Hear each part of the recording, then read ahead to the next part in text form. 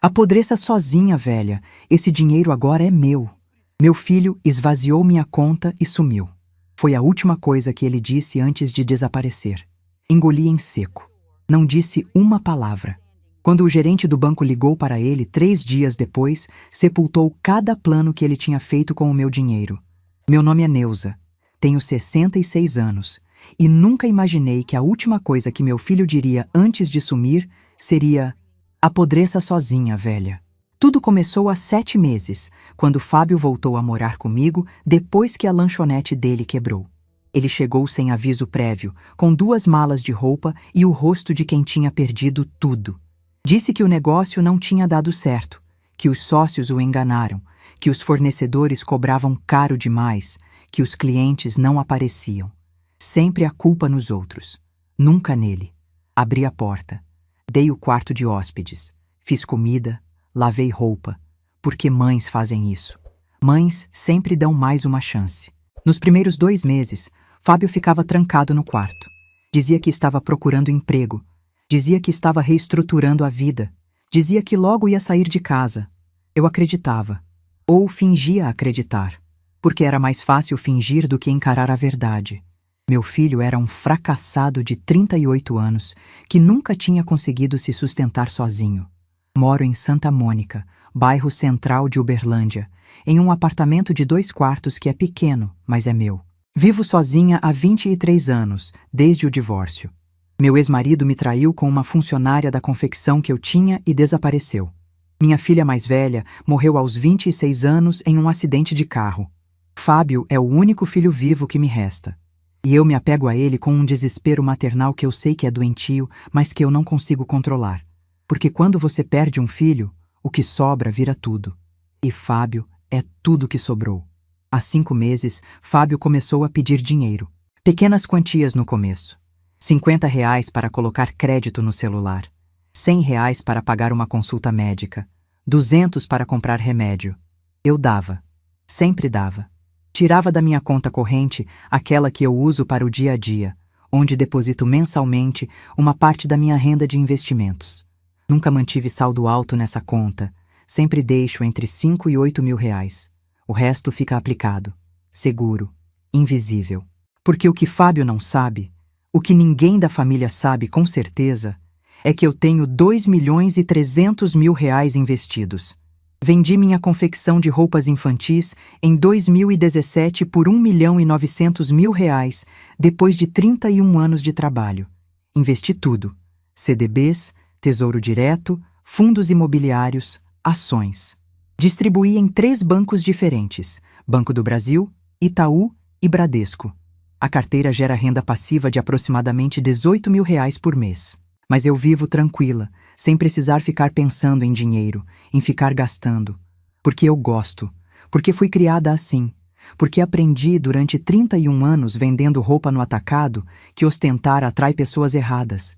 E aprendi a testar as pessoas antes de confiar. Fábio sabe que eu vendi a confecção. Ele suspeita vagamente que o dinheiro existe, mas nunca teve certeza. Nunca viu extrato. Nunca soube de valor exato. E eu fiz questão de manter assim, porque eu conheço meu filho. Conheço a irresponsabilidade dele com dinheiro desde adolescente. Conheço a compulsão por apostas esportivas. Conheço a incapacidade de manter empregos. E eu sabia que, se ele soubesse o quanto eu tinha de verdade, ele ia querer tudo. Até que ele pediu mais. Pediu 500, depois 1.000, depois 2.000. Disse que tinha dívidas antigas que estavam vencendo, que iam negativar o nome dele, que ele não ia conseguir emprego com nome sujo. Dei o dinheiro. Tirei da conta corrente, porque mãe sempre dá mais uma chance. Sempre releva. Sempre acredita que dessa vez vai ser diferente. Há 2 meses, Fábio apareceu na cozinha com o rosto mais desesperado que eu já tinha visto. Era de manhã cedo. Eu estava tomando café. E ele entrou descalço, de bermuda e camiseta velha, com olheiras fundas e a postura curvada de quem não dormia direito há dias. Sentou na cadeira em frente à minha sem pedir licença. Ficou em silêncio por um tempo. Depois disse: "Mãe, eu estou passando fome." Parei de mexer o café. Olhei para ele. "Como assim passando fome, Fábio? Eu faço comida todo dia. Deixo marmita pronta na geladeira." Ele balançou a cabeça. Não é isso. Eu não tenho dinheiro nem para comprar pão quando você não está. Não tenho dinheiro para nada. Estou quebrado, mãe. Completamente quebrado. Senti o peito apertar. Porque por mais que eu soubesse que Fábio era irresponsável, por mais que eu soubesse que ele desperdiçava dinheiro, vê-lo daquele jeito me cortava. Ele era meu filho, o único que me restava. E estava magro, estava abatido, estava derrotado. Ele continuou. Eu preciso de acesso à sua conta, mãe. Só para fazer compras básicas de supermercado. Só para alimentação. Eu prometo que vou usar só para isso. Só até eu conseguir um emprego. Só até eu me reerguer. Hesitei. Porque algo dentro de mim dizia que era arriscado, que dar acesso à conta era perigoso. Mas quando olhei para o rosto magro dele, para as olheiras fundas, para a postura curvada de derrota, senti pena. Aquela pena maternal idiota que faz mãe relevar tudo. Respondi. Fábio, você tem certeza que vai usar só para comida? Só para o básico? Ele segurou minha mão. Olhou nos meus olhos.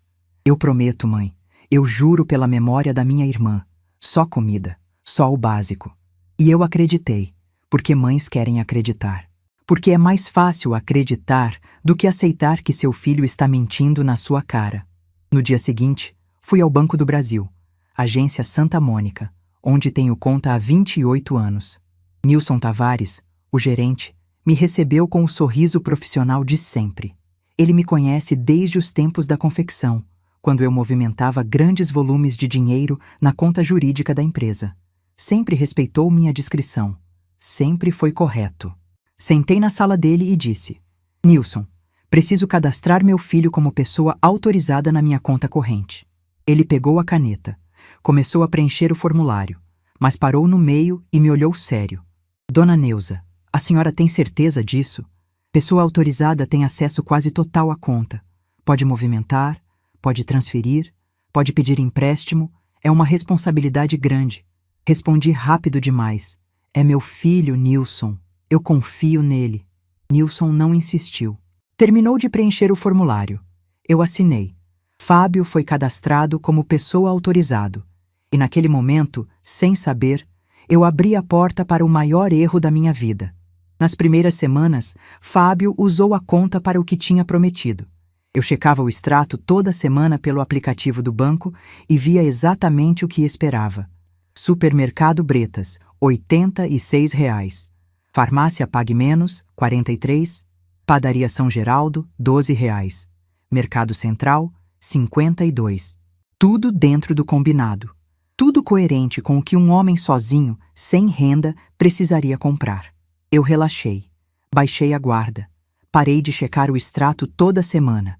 Passei a checar só de 15 em 15 dias, porque era o meu filho. Porque eu precisava acreditar que dessa vez ia ser diferente. Porque eu precisava acreditar que ele tinha mudado.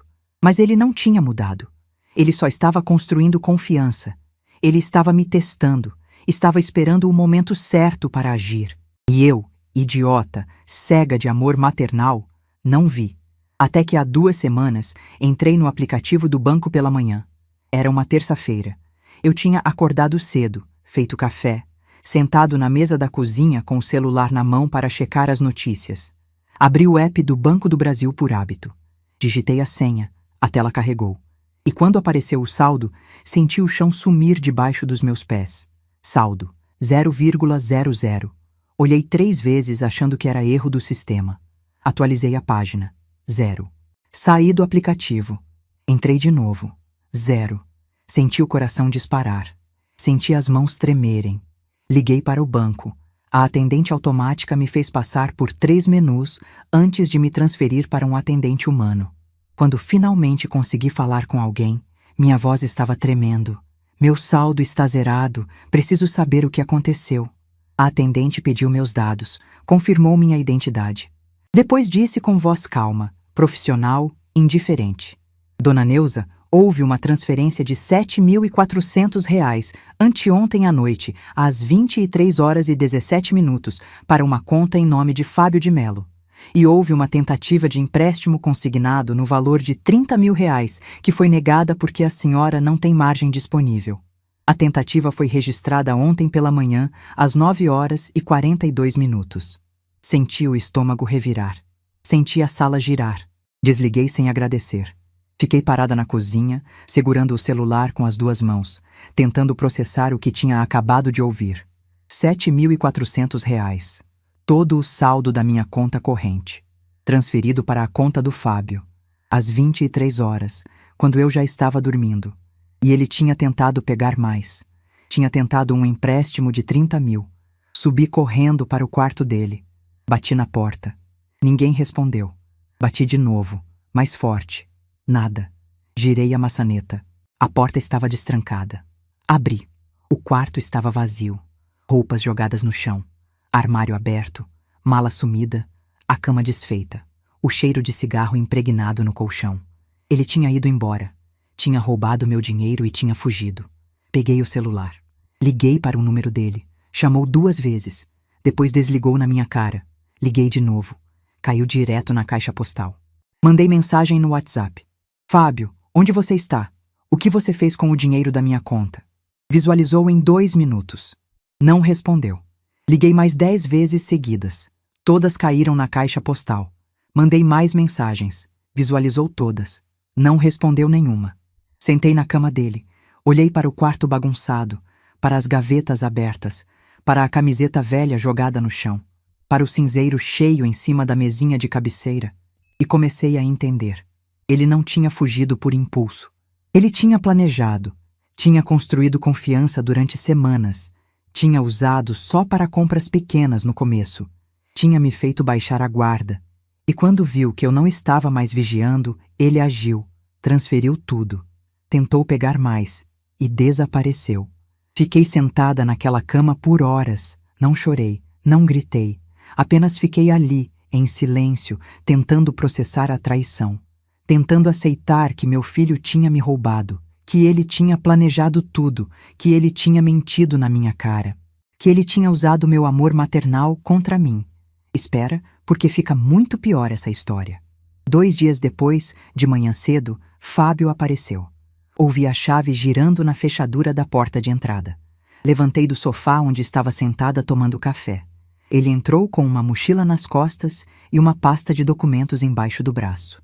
O RG, a carteira de trabalho, coisas que tinha deixado para trás na pressa de ir embora. O rosto estava duro, os olhos frios. Ele calculou que eu não teria agido tão rápido. Calculou errado. Fui direto ao ponto. Você roubou meu dinheiro. Ele deu um sorriso torto. Um sorriso que eu nunca tinha visto no rosto dele. Um sorriso cruel. Roubei? Você me deu acesso, mãe. Você autorizou. Você assinou o papel no banco. Tecnicamente, não é roubo. Senti a raiva subindo pela garganta. Senti as mãos começarem a tremer. Você prometeu que ia usar só para comida. Você mentiu. Você esvaziou minha conta. Você tentou fazer empréstimo em meu nome. Fábio largou a mochila no chão. Veio até mim. Parou a poucos centímetros do meu rosto. Senti o cheiro de cigarro no hálito dele. Vi as veias saltadas no pescoço. Eu menti. E daí? Você acha que R$ 7.000 vão fazer falta para você? Você vendeu aquela confecção por uma fortuna. Todo mundo na família sabe. Você finge que é pobre, mas tem dinheiro guardado. Eu sei que tem. Enquanto eu, seu filho, estou quebrado, afundado em dívida, sem futuro. Tentei falar. Ele não deixou. Levantou a voz, continuou. Você sempre foi egoísta. Sempre guardou tudo para você. Nunca dividiu nada comigo. Eu trabalhei naquela confecção quando era adolescente. Eu carregava a caixa, eu ajudava no estoque. E quando você vendeu, não me deu nada. Disse que o dinheiro era seu, que eu não tinha direito, pois agora eu peguei o que é meu por direito. Respirei fundo. Tentei manter a calma. Respondi tremendo. Fábio, você nunca trabalhou de verdade na confecção. Você ia lá 2 vezes por mês e reclamava. Reclamava que estava cansado, reclamava que estava com calor, reclamava que queria ir embora.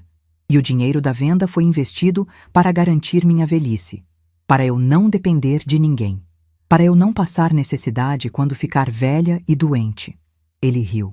Um riso seco, cruel, cheio de desprezo. Sua velhice? Você tem 66 anos.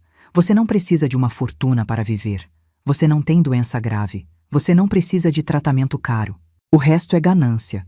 Você está guardando dinheiro que nunca vai usar enquanto eu estou aqui morrendo de fome. Senti as pernas fraquejarem.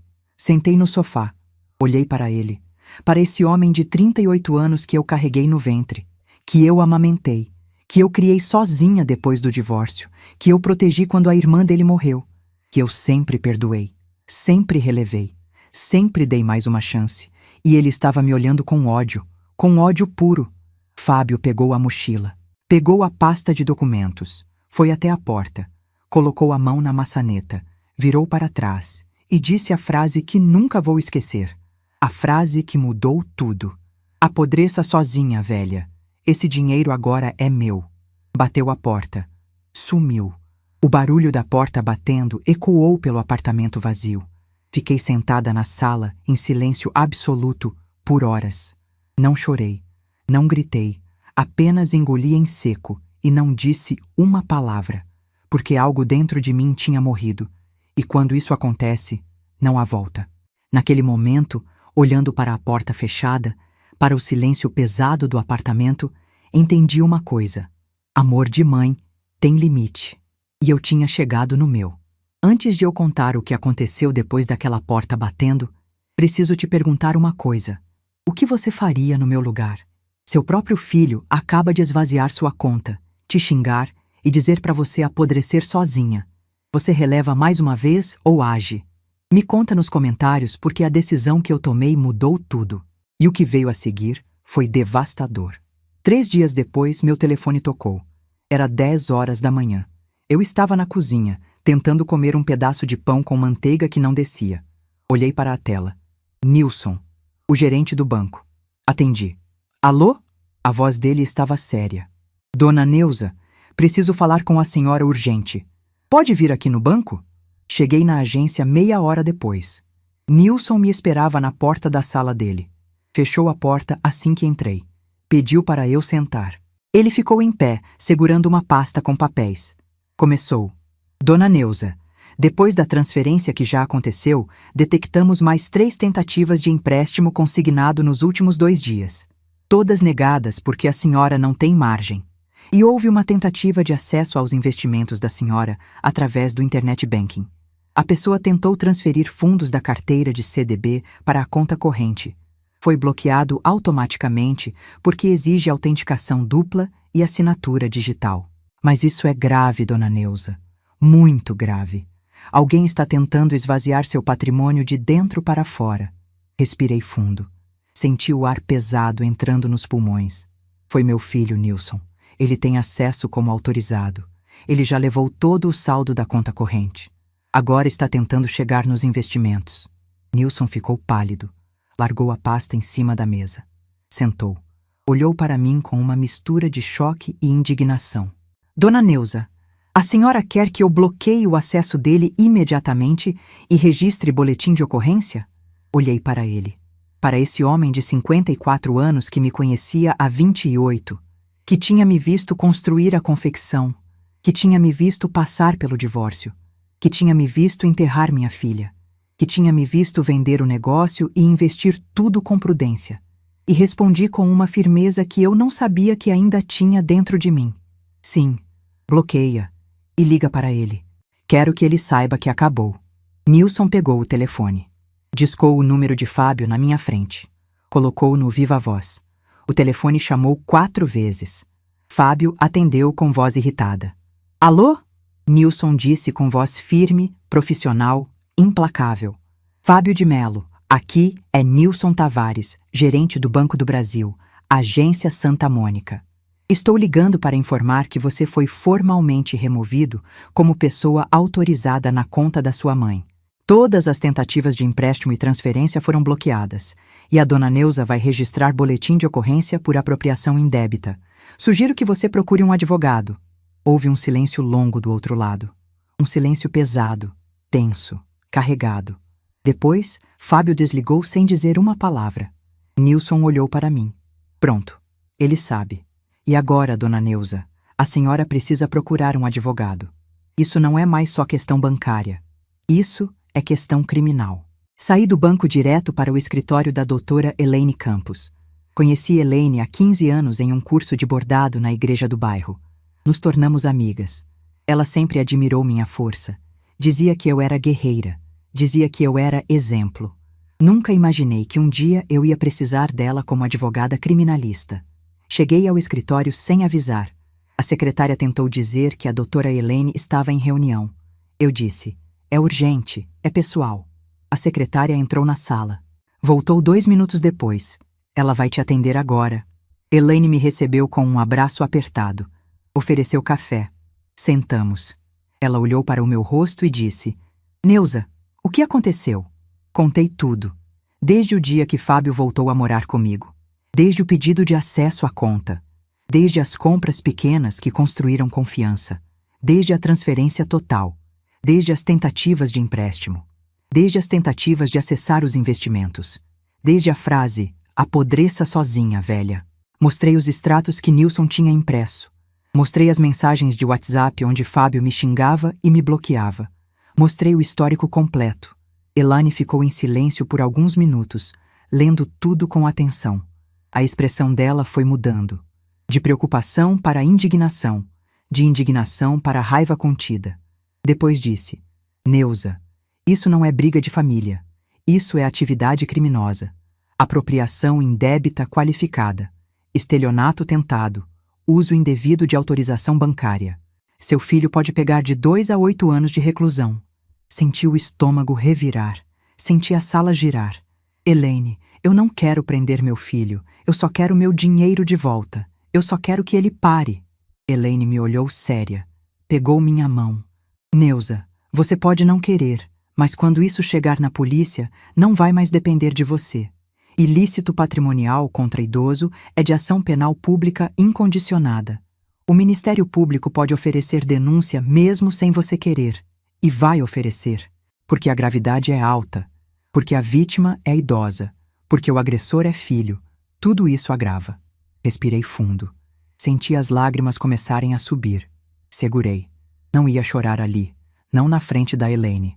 Perguntei: "O que eu faço então?" Elaine abriu o notebook. Começou a digitar. "Primeiro, vamos registrar boletim de ocorrência hoje ainda. Vou te acompanhar à delegacia especializada em atentados contra idosos. Segundo, vamos entrar com ação de reparação de danos. Ele vai ter que devolver os R$ 7.400 com correção monetária e juros.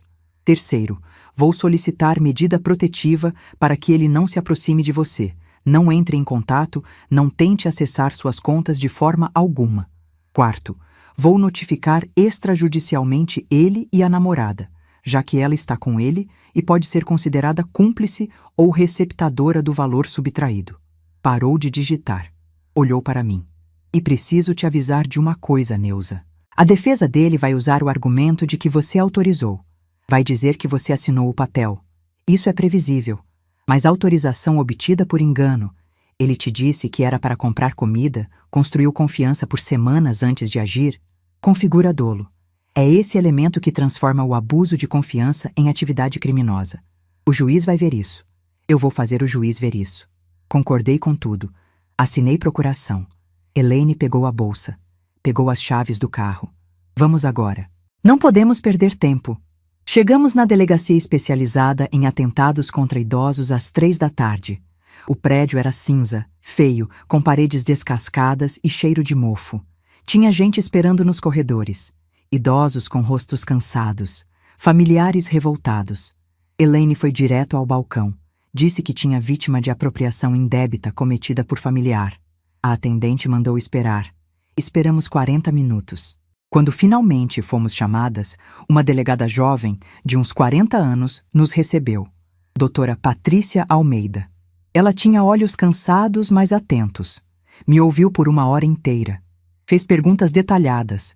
Perguntou sobre a relação com Fábio, sobre o histórico dele, sobre as dívidas, sobre a lanchonete que quebrou, sobre o pedido de acesso à conta, sobre as compras pequenas, sobre a transferência, sobre as tentativas de empréstimo, sobre as tentativas de acessar investimentos.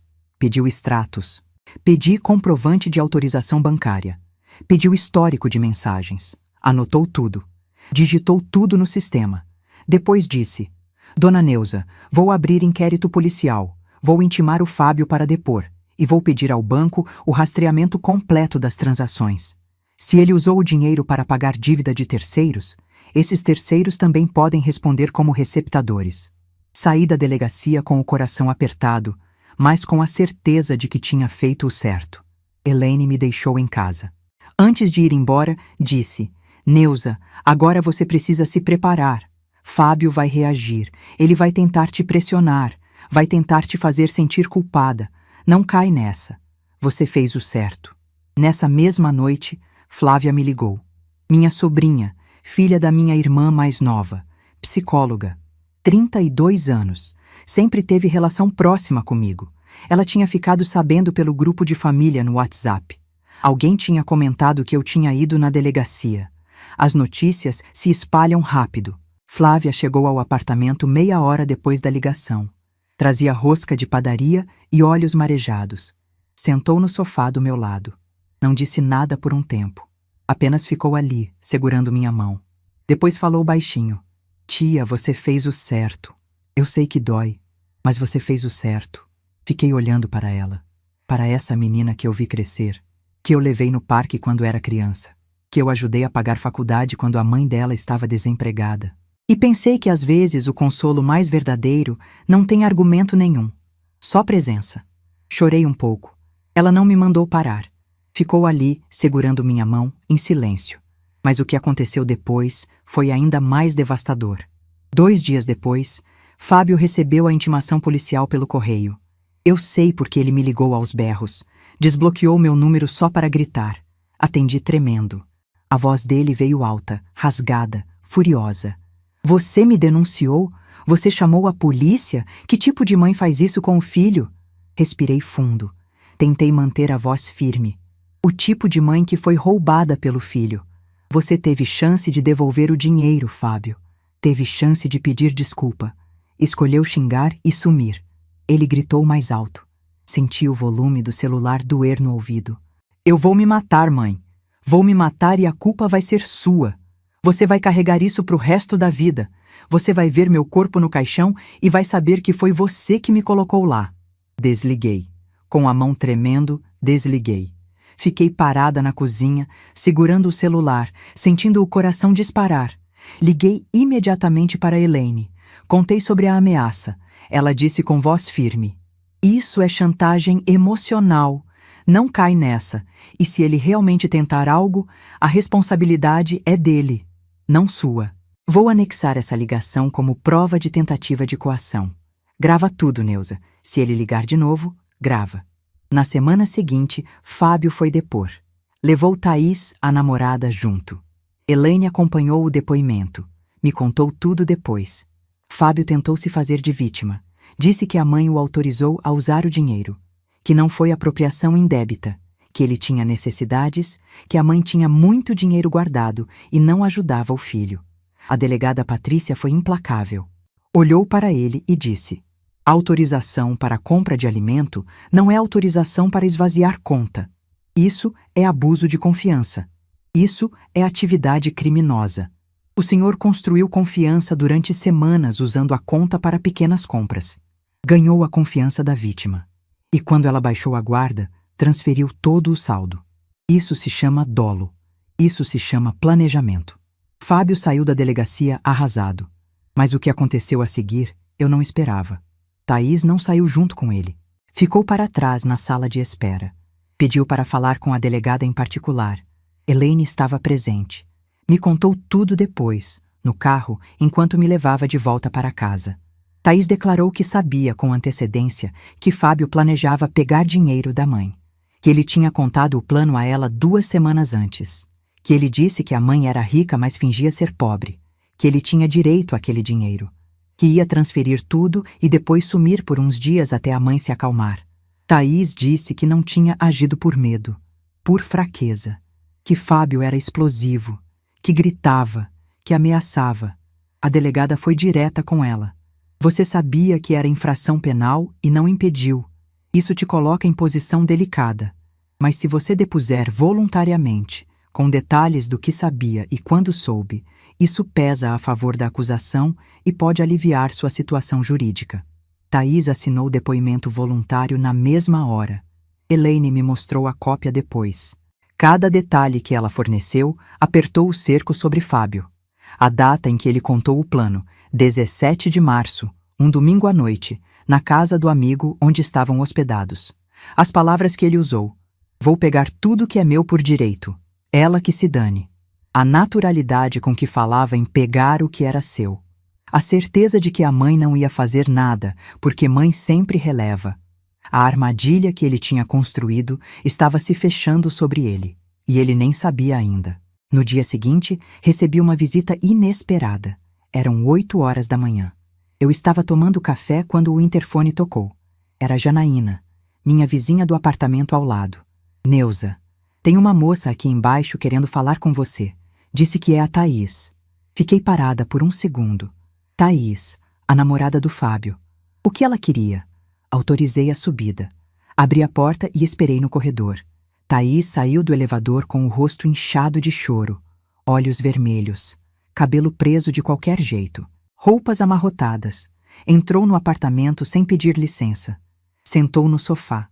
Começou a falar atropelado, sem respirar direito entre as frases. "Dona Neuza, eu vim pedir desculpa. Eu sabia que o Fábio estava planejando pegar dinheiro da senhora. Ele me contou. Mas eu não imaginei que ele ia fazer desse jeito. Eu achei que ele ia pedir emprestado, não que ia roubar. Eu sou fraca, eu sei. Eu tinha medo de contrariar ele. Ele grita. Ele ameaça. Ele quebra coisas quando fica nervoso. Mas eu não aguento mais. Ele gastou todo o dinheiro em 3 dias. Pagou dívida de agiota. Comprou celular novo. Levou os amigos para a churrascaria. E agora está sem nada de novo. E me culpando por tudo. Dizendo que eu estraguei a vida dele porque depus na delegacia. Olhei para ela em silêncio. Para essa menina de 29 anos que estava ali, chorando, pedindo algo que eu não sabia se podia dar. Depois perguntei: "Thaís, você veio aqui porque se arrependeu ou porque o Fábio mandou você tentar me convencer a retirar a queixa?" Ela abaixou a cabeça. Limpou o nariz com a manga da blusa. "Ele mandou. Disse que se eu não convencesse a senhora, ele ia terminar comigo. Disse que eu sou uma traidora, que eu estraguei tudo." Levantei. Fui até a porta, abri. "Então vai embora. E diz para ele que não vou retirar nada. Ele vai responder pelo que fez." Ela saiu chorando. Desceu pelo elevador soluçando alto. Janaína apareceu na porta do apartamento dela segundos depois. "Neuza, o que foi isso?" Respondi cansada. "O filho tentando me manipular através da namorada. Não funcionou." Mas Fábio não parou. Nos dias seguintes, começou a me perseguir emocionalmente. Mandava mensagens longas pelo WhatsApp, dizendo que eu era mãe desnaturada, que eu estava destruindo a vida dele, que ele ia ficar com ficha por toda a vida, que nunca mais ia conseguir emprego, que a culpa de tudo era minha, que eu podia ter ajudado ele de verdade, mas preferi ser egoísta. Bloqueei o número. Ele criou outro. Mandou mais mensagens. Bloqueei de novo. Ele pediu para amigos ligarem para mim. Pessoas que eu nem conhecia ligavam dizendo: "Dona Neuza, o Fábio pediu para ligar. Ele está desesperado. Ele precisa falar com a senhora." Eu desligava na cara. Bloqueava o número. Elaine entrou com pedido de medida protetiva de urgência. Anexou prints de todas as mensagens. Anexou registro das ligações. Anexou o áudio da ameaça de suicídio. O juiz concedeu em 24 horas. Fábio foi notificado oficialmente. Proibido de se aproximar a menos de 200 metros da residência da vítima. Proibido de entrar em contato por qualquer meio. Telefone, mensagem, redes sociais, terceiros. Sob pena de prisão em flagrante por descumprimento de medida protetiva. Achei que ia parar. Achei que ele ia entender a gravidade. Mas eu estava errada. Porque 3 semanas depois, ele cometeu o erro fatal. Era uma quinta-feira à noite. Eu tinha jantado cedo e estava assistindo novela quando o interfone tocou. Atendi. Era o porteiro com voz nervosa. "Dona Neuza, seu filho está aqui embaixo, está bêbado, está gritando, não quer ir embora."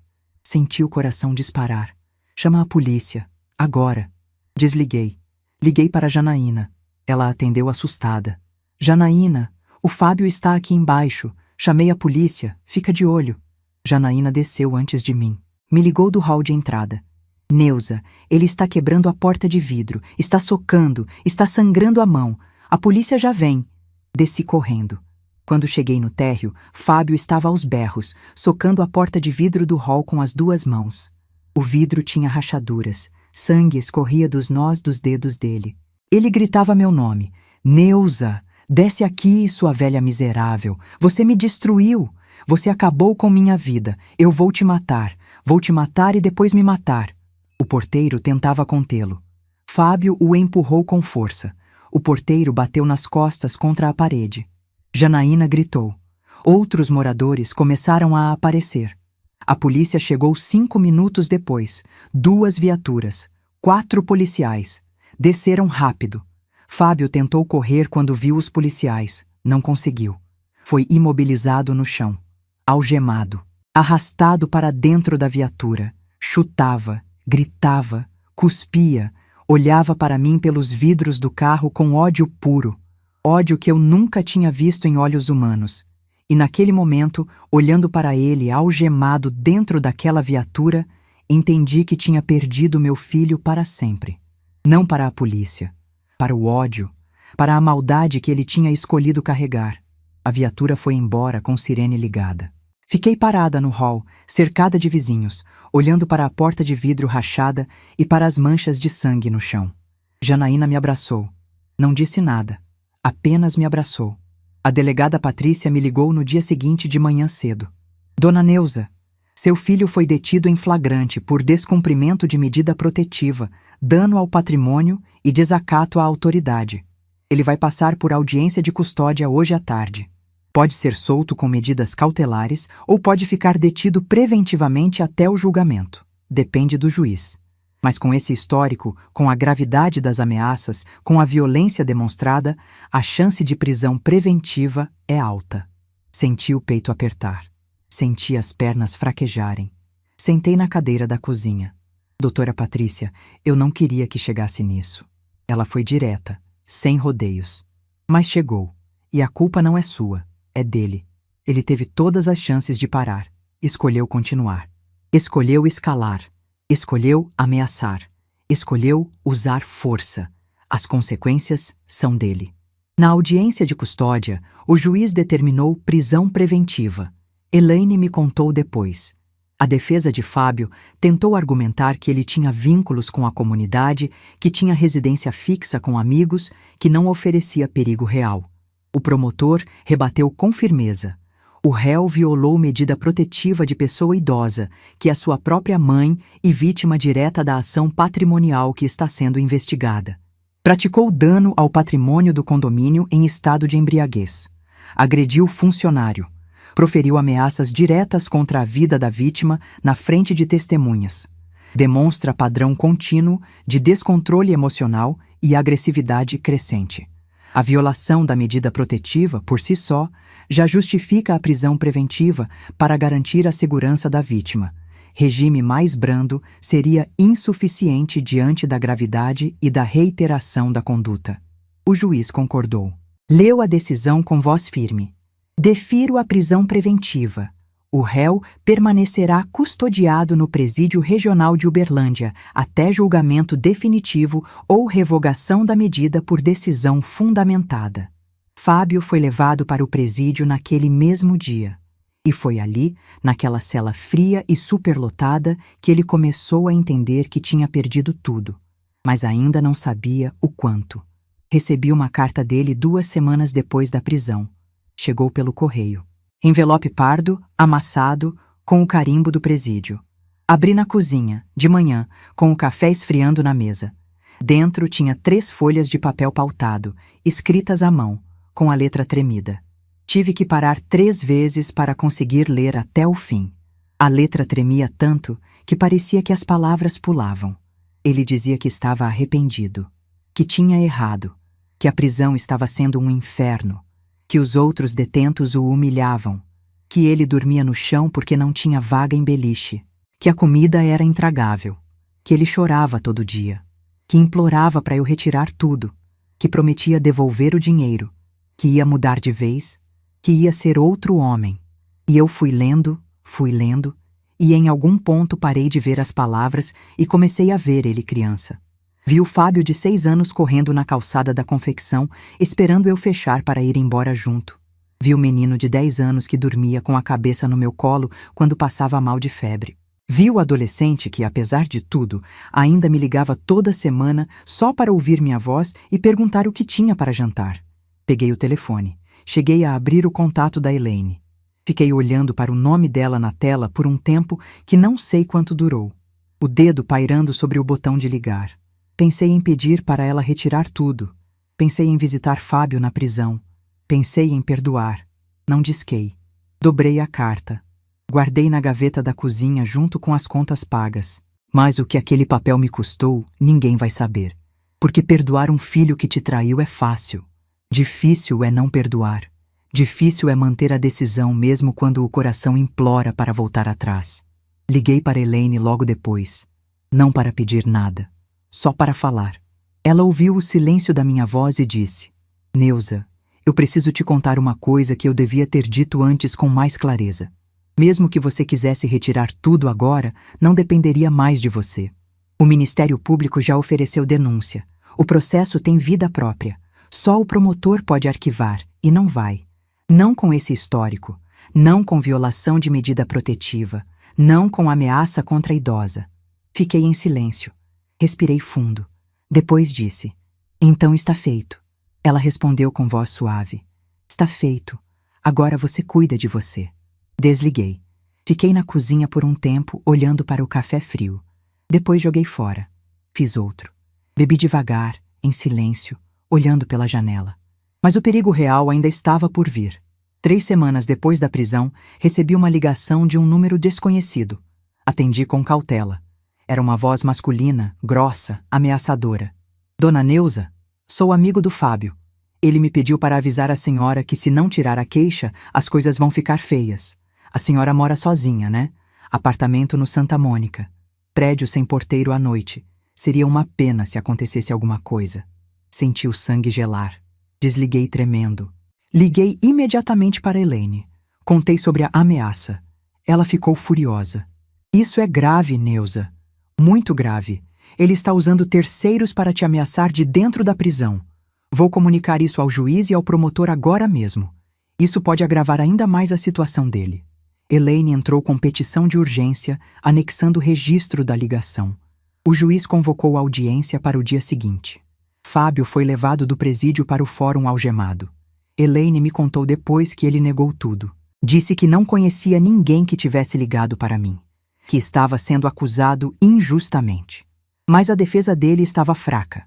O promotor apresentou o laudo de análise de ligações do presídio. Fábio tinha feito 3 ligações para o mesmo número nos últimos 10 dias. O número era de um homem com ficha por extorsão e ameaça. O juiz foi direto. O réu está usando o sistema prisional para articular novas ameaças contra a vítima. Isso demonstra que a prisão preventiva não está sendo suficiente para cessar a conduta.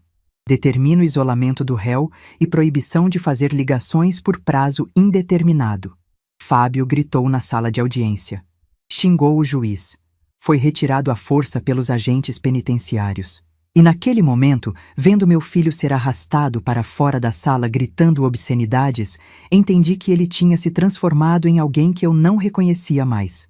O menino que eu criei tinha morrido. O que sobrou era um estranho cheio de ódio. Mas eu ainda não sabia do pior. Uma semana depois, Thaís me procurou de novo. Apareceu na porta do prédio de manhã cedo. Janaína me avisou pelo interfone. Pensei em não atender. Mas algo na voz da Janaína me fez mudar de ideia. Autorizei a subida. Thaís entrou no apartamento com uma pasta de documentos embaixo do braço. Sentou no sofá. Colocou a pasta na mesa de centro. Dona Neuza, eu vim trazer uma coisa que a senhora precisa saber. Eu terminei com o Fábio.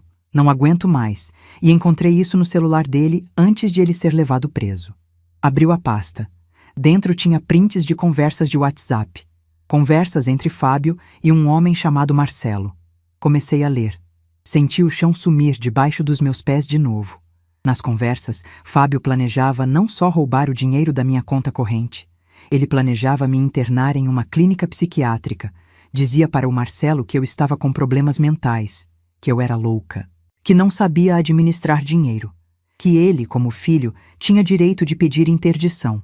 E com a interdição, ele teria acesso a tudo. A todos os investimentos, a todos os 2.300.000 reais. Li aquilo 3 vezes, senti o estômago revirar, senti a raiva subindo. Fábio não queria só os 7.400 da conta corrente, ele queria tudo, e estava disposto a me internar, a me declarar incapaz, a me tirar a liberdade para conseguir. Olhei para Thaís, ela estava chorando. Dona Neuza, eu não sabia disso quando estava com ele, eu juro, eu só descobri depois, e quando descobri, terminei na hora, porque isso é monstruoso. Ele ia fazer a senhora de louca só para roubar tudo. Peguei a pasta, agradeci. Thaís foi embora. Liguei para Elaine. Contei tudo. Ela pediu para eu levar os prints imediatamente. Fui. Chegando no escritório, Elaine leu tudo com atenção. A expressão dela foi de choque para a fúria contida. Neuza, isso muda tudo. Isso prova premeditação. Isso prova que ele não agiu por impulso. Ele planejou te destruir completamente. Vou anexar isso ao processo. Isso vai pesar muito na condenação. E naquele momento, segurando aqueles prints, entendi a verdadeira dimensão da maldade do meu filho. Ele não me via como mãe. Me via como obstáculo, como fonte de dinheiro, como algo a ser removido. E foi nesse exato instante que o último resquício de dó que eu ainda tinha por ele morreu. Porque uma coisa é roubar. Outra coisa é planejar destruir a sanidade mental da própria mãe para conseguir herança em vida. Elaine trabalhou nos 15 dias seguintes como eu nunca tinha visto alguém trabalhar. Montou um dossiê completo. Histórico médico meu comprovando sanidade mental plena. Exames, atestados, laudos psicológicos. Histórico financeiro comprovando gestão prudente e consciente do patrimônio. Prints das conversas sobre interdição. Depoimentos de testemunhas. Janaína depôs. O porteiro do prédio depôs. Ricardo, meu gerente de investimentos do Itaú, depôs dizendo que eu sempre fui lúcida, centrada, responsável nas decisões financeiras. Elaine entrou com pedida de blindagem patrimonial completa. Transferência de parte dos ativos para pessoa jurídica. Holdings. Estruturas que impediriam qualquer tentativa futura de acesso, mesmo com eventual interdição forçada. Ricardo me ajudou a implementar tudo. Em 2 semanas, meu patrimônio estava completamente protegido. Fábio jamais teria acesso. Nem ele, nem ninguém. 3 meses depois da prisão, o processo foi a julgamento. Era uma terça-feira de manhã. Elaine me buscou em casa às 7 horas. Chegamos no fórum às 8. O prédio era grande, cinza, com corredores cheios de gente. Advogados, réus, vítimas, familiares, todo mundo esperando justiça. Entramos na sala de audiências às 9 horas. Sentei na fileira de trás com Elaine do meu lado. Flávia estava ali também. Tinha pedido folga no trabalho para me acompanhar. Janaína estava ali. Ricardo estava ali. Pessoas que me apoiaram. Pessoas que acreditaram em mim. Quando Fábio entrou, algemado, de roupa do presídio, eu não desviei o olhar. Ele também não desviou o dele.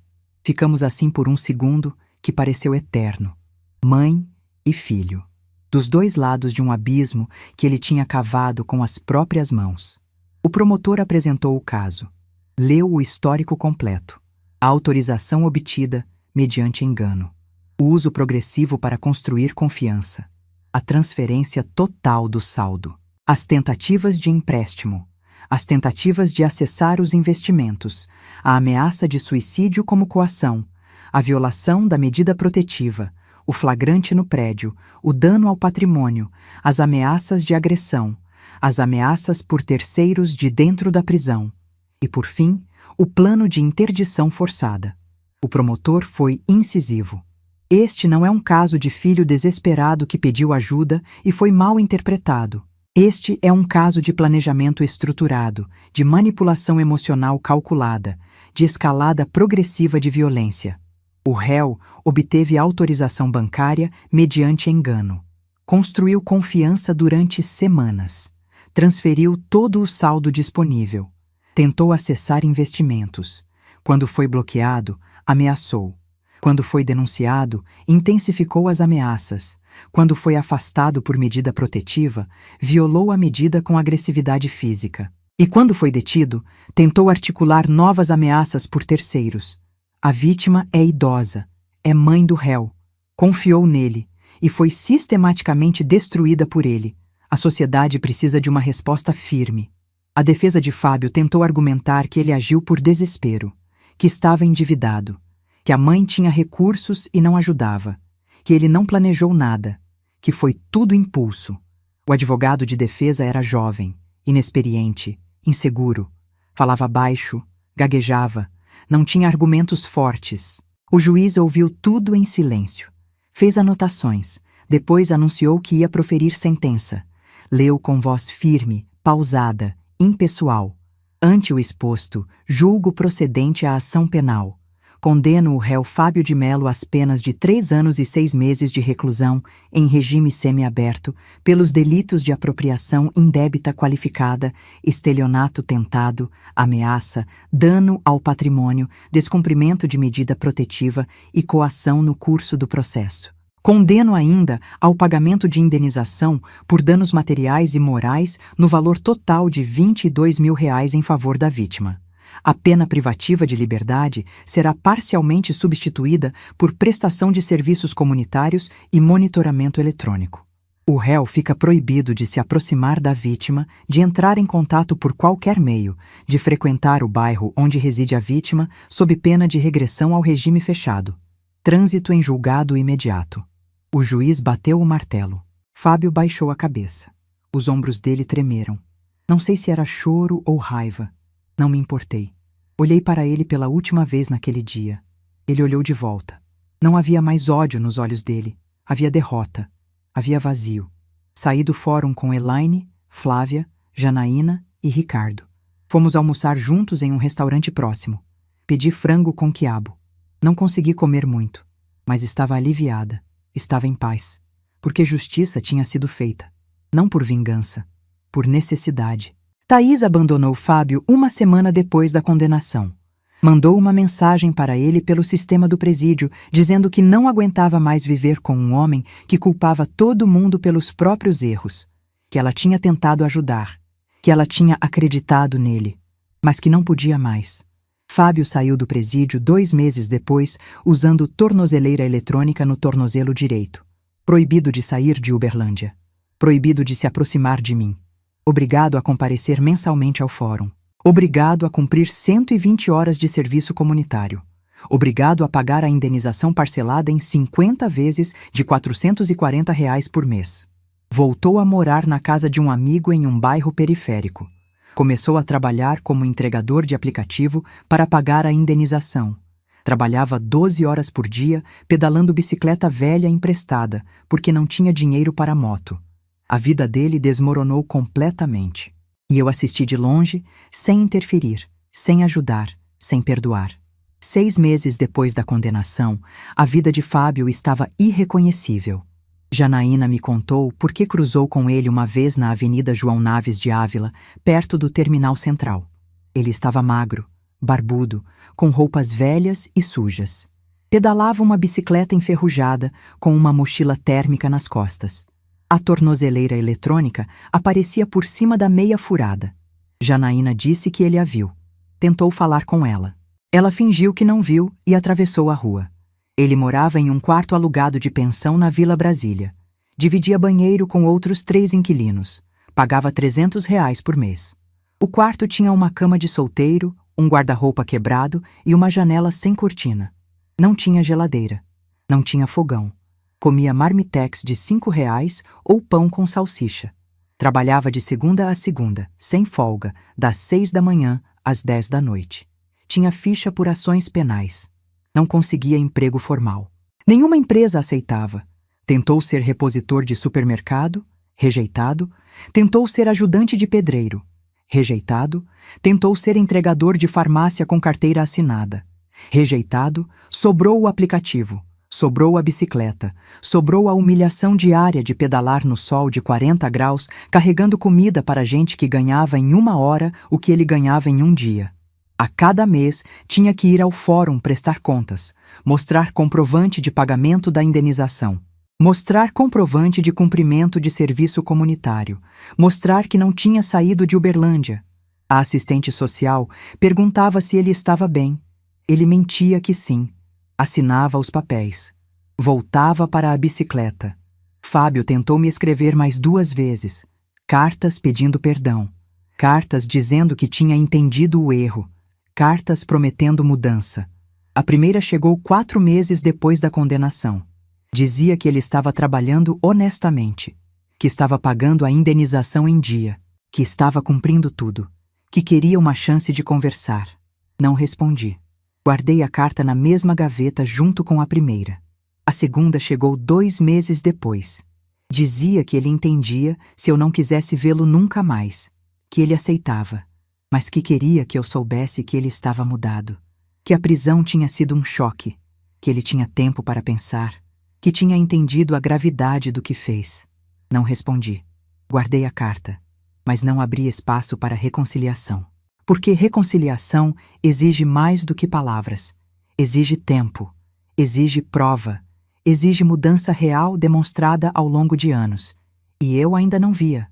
Via apenas um homem desesperado tentando voltar para a fonte de dinheiro que ele tinha perdido. Não via arrependimento verdadeiro. Via estratégia. Minha vida, por outro lado, mudou para melhor.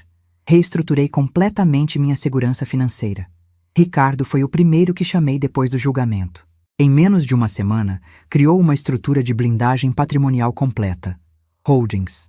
Transferência de parte dos ativos para a pessoa jurídica. Eliminação de conta corrente com saldo alto. Implementação de autenticação biométrica dupla para qualquer movimentação acima de R$ 5.000. Fábio jamais teria acesso novamente. Ninguém teria. Viajei pela primeira vez em anos. Fui para o litoral de São Paulo com Flávia. Passamos 15 dias em Ubatuba. Alugamos uma casa de frente para o mar.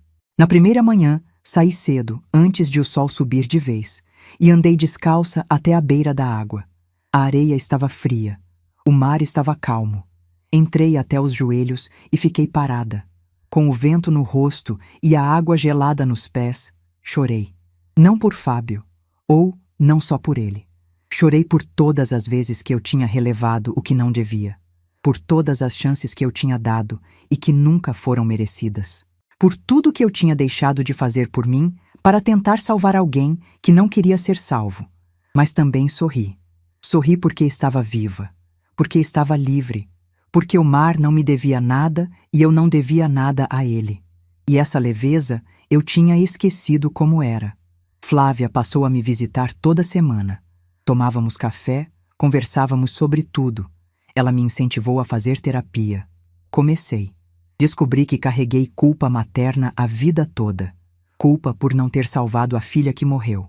Culpa por não ter conseguido fazer o ex-marido ficar. Culpa por não ter transformado Fábio em um homem de bem. A terapeuta, doutora Cristina, uma mulher de 50 anos com voz calma e olhar firme, me disse algo que mudou minha perspectiva. Neuza, você não é responsável pelas escolhas dos outros. Você é responsável apenas pelas suas. E você escolheu se proteger. Isso não é egoísmo. Isso é sobrevivência. Isso é dignidade. Janaína virou amiga essencial. Jantamos juntas 2 vezes por semana. Jogamos baralho. Assistimos novela. Rimos de bobagens. Ela nunca me julgou. Nunca me pressionou a perdoar Fábio. Apenas me acompanhou. E às vezes, companhia silenciosa vale mais do que qualquer conselho. Fiz testamento. Marquei audiência com um advogado especializado em sucessões. Levei todos os documentos. Expliquei a situação. Ele ouviu tudo sem interromper. Depois disse: Dona Neuza, a senhora pode deserdar o filho por justa causa. O Código Civil permite em casos de ofensa física, injúria grave, relações ilícitas com madrasta ou relação de concubinato com outra pessoa e deserdação por indignidade em caso de tentativa contra a vida da mãe ou delitos que envolvam desonra. Eu não queria deserdar completamente. Queria deixar algo simbólico. Deixei metade do patrimônio para Flávia, minha sobrinha que me acompanhou com amor quando eu mais precisei. Deixei a outra metade para uma instituição de proteção a idosos vítimas de violência familiar sediada em Uberlândia. Para Fábio, deixei apenas uma carta. Uma carta explicando por que ele foi excluído da herança principal. Não por ódio, por justiça, por consequência. Porque ações têm resultados, e ele precisava entender isso. Guardei cópia autenticada do testamento com Elaine. Guardei outra cópia em cofre no banco. E dormi tranquila, sabendo que mesmo depois da minha morte, Fábio não teria acesso ao dinheiro que ele tanto cobiçou. 4 meses atrás, Fábio pediu para um conhecido intermediar um encontro comigo. O homem me ligou, dizendo que Fábio queria conversar pessoalmente, que ele estava diferente, que estava trabalhando, que estava cumprindo a pena direitinho, que estava arrependido de verdade. Recusei. Disse que não estava pronta. O homem insistiu. Mas, dona Neuza, ele é seu filho. Todo mundo merece uma segunda chance. A senhora não vai carregar isso pro resto da vida? Respondi com calma. Ele já teve segunda, terceira, 10ª chance. Eu dei todas as chances que uma mãe podia dar. Agora ele precisa aprender a viver sem mim. Precisa aprender que mãe não é banco, que família não é fonte inesgotável de dinheiro, que respeito se constrói com ações, não com promessas. Desliguei. E não senti culpa, porque finalmente entendi que amor de mãe não é aceitar tudo. Amor de mãe não é ser vítima eterna. Amor de mãe tem limite. E eu atingi o meu. Não sinto prazer com a miséria de Fábio. Sinto tristeza. Tristeza pela mãe que fui e que não foi suficiente. Tristeza pelo filho que ele poderia ter sido e nunca foi. Mas não sinto culpa, porque eu fiz tudo o que uma mãe poderia fazer. Dei educação, dei oportunidades, dei dinheiro, dei tempo, dei amor. E ele escolheu me roubar, escolheu me xingar, escolheu me ameaçar, escolheu planejar minha interdição. As consequências são dele, não minhas. Hoje vivo sozinha no meu apartamento em Santa Mônica. Tenho minha rotina, tenho minha paz, tenho meus investimentos intocados. Tenho 2.300.000 reais que eu construí com 31 anos de trabalho duro vendendo roupa infantil no atacado, acordando às 5 da manhã, fechando às 9 da noite, carregando caixa, negociando com fornecedor, brigando com cliente inadimplente. E ninguém, nem meu próprio filho, vai tirar isso de mim. Se um dia Fábio se transformar de verdade, não apenas em palavras, mas em ações consistentes ao longo de anos, talvez eu considere reconstruir alguma ponte. Mas será uma ponte estreita, vigiada, cautelosa, com pedágio alto, porque confiança quebrada não se reconstrói com promessas, se reconstrói com tempo e com prova. Aprendi que ser mãe não é aceitar tudo. Ser mãe não é ser vítima eterna do próprio filho. Ser mãe é ensinar, inclusive através da dor, que roubar é infração penal, que ameaçar é inaceitável, que desrespeito tem preço. Ensinei meu filho a andar, a falar, a ler. Mas falhei em ensinar que dignidade não se negocia. Ele está aprendendo agora, da pior forma, mas está aprendendo. E essa é a última lição que eu, como mãe, ainda posso dar. E eu também aprendi. Aprendi que mulheres da minha geração foram condicionadas a perdoar tudo, a relevar tudo, a se anular por todos. Perdoar marido infiel, relevar filho irresponsável. Se sacrificar por família que não retribui. Mas eu me recuso. Me recuso a morrer carregando a traição de quem eu mais amei. Me recuso a fingir que está tudo bem quando não está. Me recuso a ser cúmplice do meu próprio sofrimento. Quando olho no espelho hoje, vejo uma mulher de 66 anos que sobreviveu a divórcio, a morte de filha, a traição de filho e ainda está de pé. Não preciso de medalha. Não preciso de reconhecimento. Preciso apenas da minha dignidade. E essa, finalmente, eu recuperei. Paguei caro por ela. Paguei com a perda de um filho, mas recuperei. E ninguém mais vai tirar de mim. E se Fábio um dia entender isso, se ele entender que dignidade vale mais que qualquer herança, que respeito vale mais que qualquer conta bancária, que amor verdadeiro não se mede em dinheiro, mas em caráter, talvez ele se torne o homem que eu sempre quis que ele fosse. Mas se não entender, o problema é dele, não meu, porque eu já fiz minha parte. Fiz demais, na verdade. E agora estou vivendo a minha vida. A vida que eu mereço. A vida que eu construí tijolo por tijolo, nota por nota, sacrifício por sacrifício. E que ninguém mais vai destruir. Porque no final, a maior herança que podemos deixar não é dinheiro. É exemplo. E eu deixei o meu. Mulher não se curva, mãe não se anula, idosa não se deixa roubar. E dignidade não tem preço. Se você chegou até aqui, se inscreve no canal e ativa o sininho para não perder as próximas histórias. E clica nesse vídeo que está aparecendo na tela agora, porque a história da próxima mulher vai te deixar ainda mais chocado.